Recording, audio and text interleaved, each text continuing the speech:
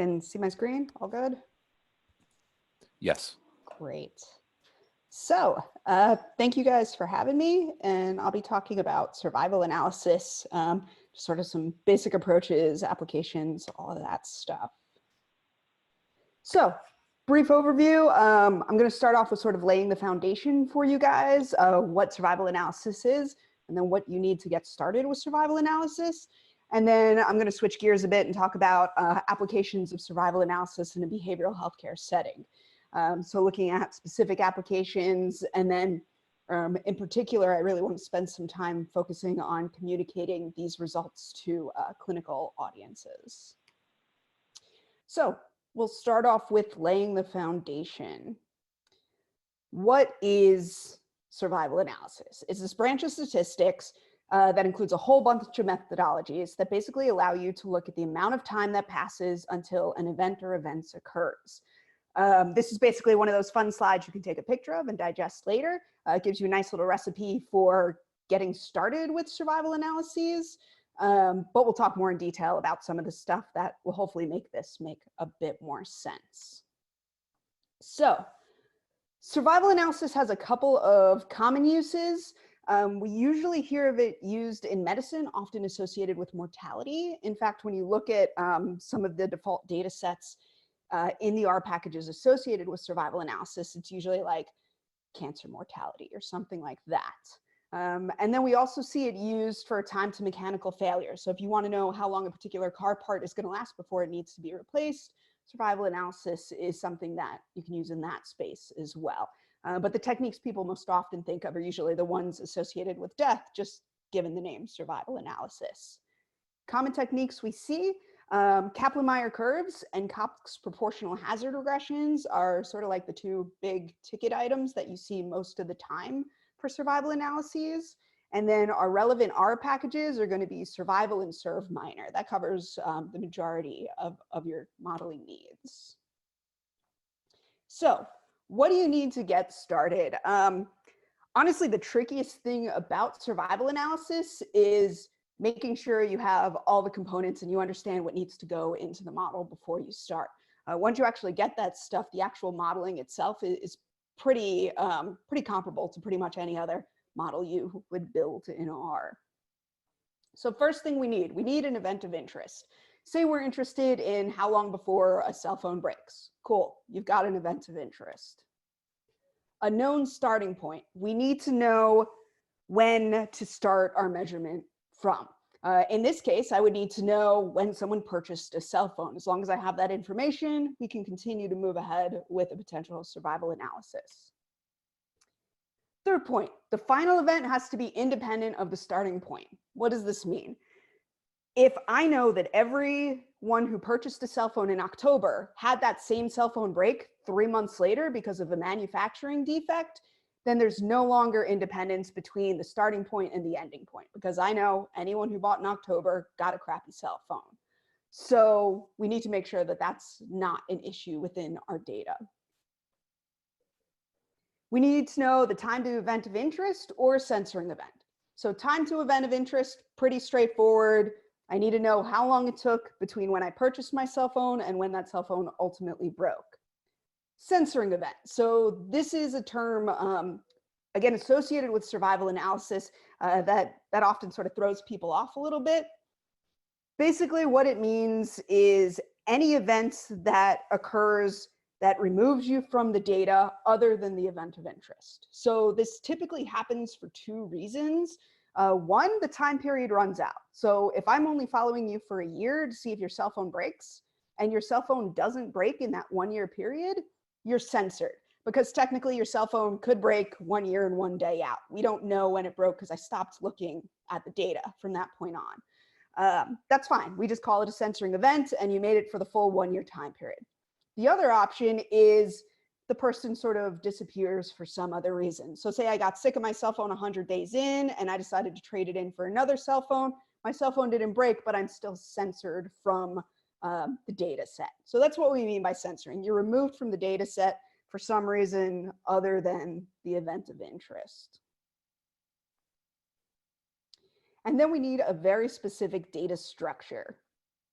So we need to have the individual, and then we need to know for each individual in the data set whether that item was censored or what the time to the event is.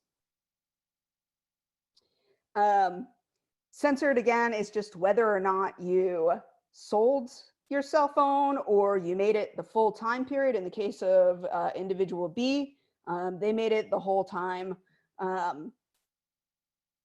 and they basically got censored at the 365. Individual C, they had their phone break and it broke at 72 days out. So that's basically the data structure you need. If you get to the point of having the data structure you need, you're literally like 90% of the way to getting a survival analysis done.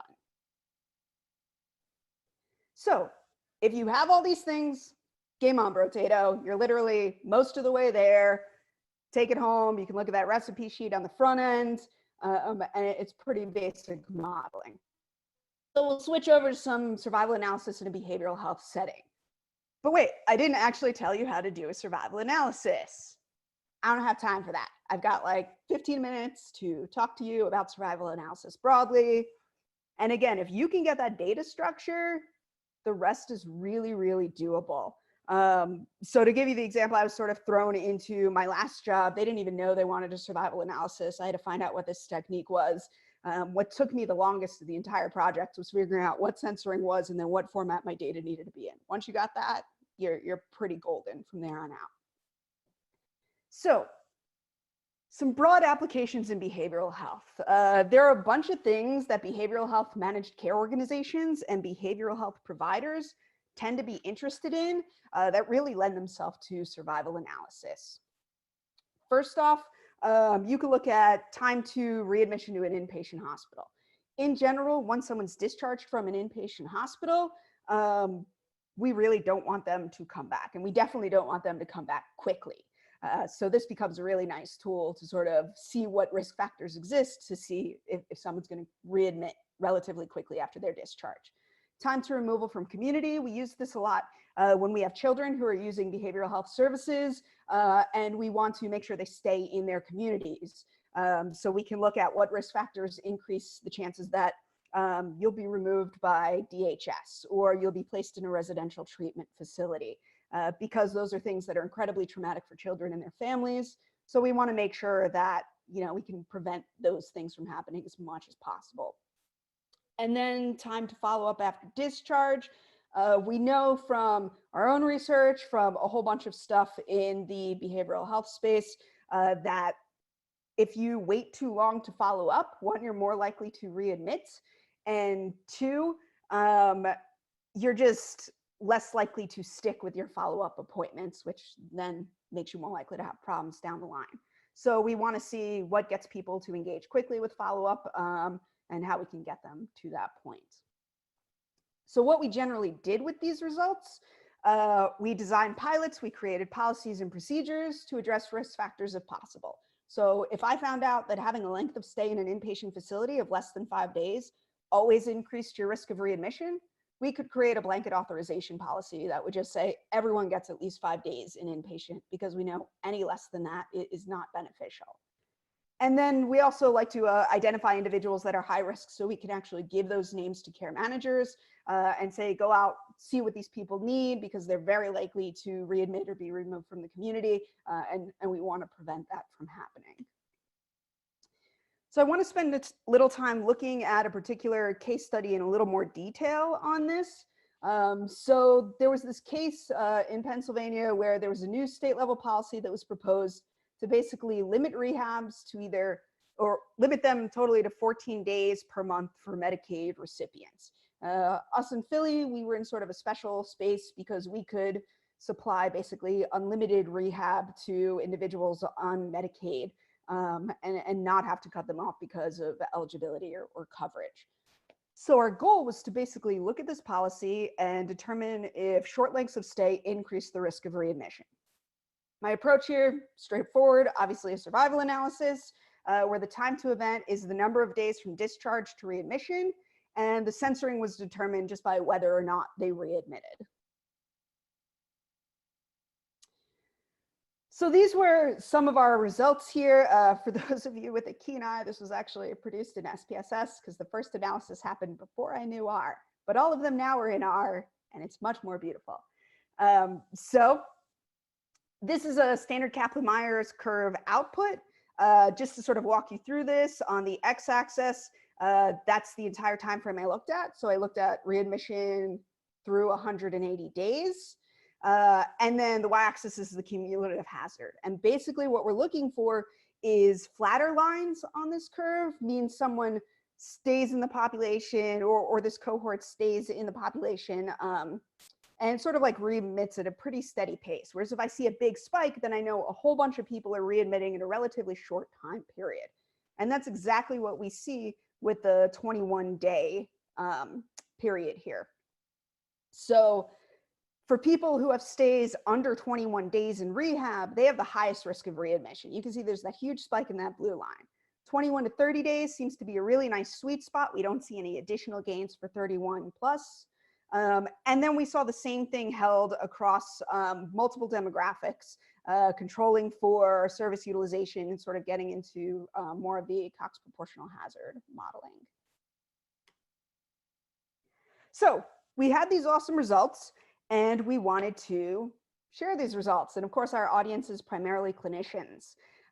So clinical teams, at the end of the day, they want to know who's at high risk, and they want to help people get better. That's basically it. What they don't want, fancy statistics, confusing visualizations, words like hazards ratios, censoring, or pretty much anything I said to you in that first half of the talk. So communicating results for this become really, really important. And it was a lot of trial and error on my part to sort of figure out like the sweet spot of what we needed to communicate to clinicians here. So first off, start with the findings. Minimal grounding here. Details in the modeling, you can throw them in a full report that like no one will read at any point. But really all you need to give them is what cohort am I looking at? Everyone who's discharged from rehab, following them for 180 days and seeing who readmits. And then like the time period that I looked at basically. Present it to everyone. The more you get out there and present this stuff, the better it ends up going.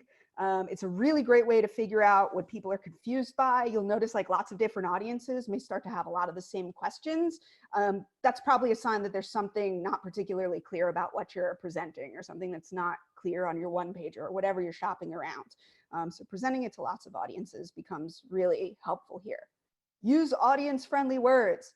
I know statistically hazard ratios aren't really about risk, but none of these clinicians are like in a grad level stats course at any point. They just want to understand what's going on. And the best way for me to do that is to use terms that are accessible. One-pagers and briefs are your friends. Not everyone will read your full report. In fact, most people will not read your full report. So make like nice brief things for people to look at, something short and sweet for the masses that people can just sort of use. And then finally, you want to pick a visualization and stick with it. You want to make it user-friendly. And you also want to sort of have a lot of consistency here to help build understanding. So as an example, this is the default visualization that we get with the ServMiner package. There's a lot of information here. You have like confidence intervals and your p-values. Try to throw this in front of a clinician at any point. You will see them immediately glaze over, and it's not going to go particularly well for you. So instead, simplify your outputs. This I made with a combination of Broom and ggplot. It's color coded. It's just nice, like if it increases the risk, it's in red. If it decreases the risk, it's in green. I only showed significant variables, and this was just an image that I used over and over again. So clinicians got really used to, hey, if we're talking about survival analysis, this is the type of image I'm going to see. I know what this image means. I have a frame of reference because we're always using the same type of visualization. Outcomes. So we developed a one-pager, CEO, all of this information in Harrisburg, and we won. We don't have to limit individuals in an opioid crisis to only 14 days in inpatient rehab. So it was really awesome. And while the analysis here is key, so is the communication. That ends up being like a really, really big part of this, because if we can't effectively communicate these results, you're not going to get particularly far, no matter what your findings were. So a couple of conclusions off of this. One, if you're interested in the time to event, survival analysis is probably a good starting point. Two, data structure is really everything for this. If you can get that censored column and your time to event and sort of get all of that laid out and meet some like pretty basic assumptions, you're good to go. You're most of the way there. Kaplan-Meier curves and Cox proportional hazards are two great places to start. Communication, again, this is like the cross I will forever die on in data science. Communication is key. Doesn't matter what the analysis says if I can't effectively communicate the results. And most importantly, you guys can totally do a survival analysis. It's really approachable. It's not at all intimidating. That data structure and understanding what censoring means is like half the battle there, more than half the battle. Couple of additional resources for you guys. If you want more detail on survival analysis, you want some actual great walkthroughs, there's a whole bunch of stuff up here, some SurvMiner cheat sheets, links where to find me. And then if you want this talk, that's a QR code to the Google slide deck. And that's it for me. Thank you so much, Jess. That was awesome. So we have a few questions here. One is, do you have any experience explaining competing risk analysis to clinicians? Any helpful tips in doing so? I haven't really had to deal with competing risk analyses too much. One of my coworkers actually, I think, does some more of that stuff. But I feel like in general, for everything, just continually trying a couple of different ways. And when their face stops looking so confused, you're probably getting on the right path. Like remove as much of the stats language as you can. Think of explaining it to like your aunt who kind of wants to know what you do, but doesn't understand math. Like just general good practices across the board should help you out with that. Fantastic, thank you. And another one is, how do you consider the different predictor variables in the survival analysis? Do you just model each group separately, as in just such as discharge early versus discharge late, or can you use continuous predictors? Yeah, you can use continuous predictors in it. Usually I've tried to use more categorical in this just because it's a little easier to grasp and some of the things we can actually do. Like for instance, to have a nice cut point, like a 21-day length of stay or less is probably more useful information than saying, hey, for every 1 day length of stay, this is the percent increase in the hazard ratio. But the model will accommodate either continuous or sort of categorical variables. Hopefully that answered. Is the code for the adaptive graphic you just showed on GitHub? Yeah, I have to look. I think it should be probably under like an adult inpatient readmission or child inpatient readmission. There won't be any data there because obviously this is all like PHI data, but you can at least see the structure. And it should be like, they're stacked in a series of 4 templates. It's in the 4th template with the actual modeling is like the Broom to ggplot code that makes that. And finally, what are the main metrics provided by the survival analysis and how to interpret them? P-values, pretty good start. What's their main metric? It's funny, I know where they print out.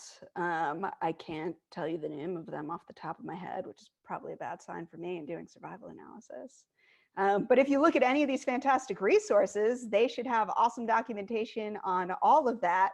And it's nothing super wonky, I can tell you that off the top of my head. It's pretty straightforward to interpret, like nothing really weird.